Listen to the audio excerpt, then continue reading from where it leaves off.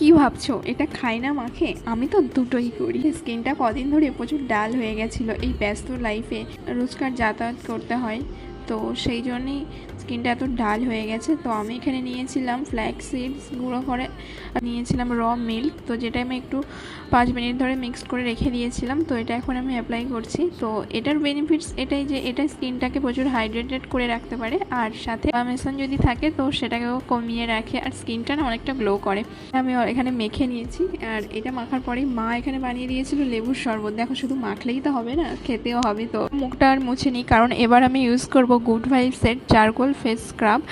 এটা না আমি ফ্রিতে গিফট পেয়েছিলাম, বাট এটা পেয়ে আমার খুবই লাভ হয়েছে, কারণ আমার অনেক সময় হোয়াইট হেডস হয়, তো এটাতে না খুব ভালো হোয়াইট হেডস রিমুভ হয়। তো এটা ইউজ করে নিচ্ছি, আর এটা ইউজ করার পরেই আমার কল এলো যে পার্সেল এসেছে দুটো ফ্লিপকার্ট থেকে। তো চলো ফ্লিপকার্ট থেকে পার্সেল দুটো আনা যাক। তো এটা আনার পরে আমি ফেস স্ক্রাবটা ভালো করে মুখটা ধুয়ে এখানে আমি ইউজ করছি ডট অ্যান্ড কি ভিটামিন C+E সিরাম, আর এটাও না স্কিন ব্রাইট করায়, আগের থেকে স্কিনটা একটু হলেও গ্লো করছে, কি বলো? চলো এবার কি পার্সেল এসছে সেটাই একসাথে আনবক্সিং করি।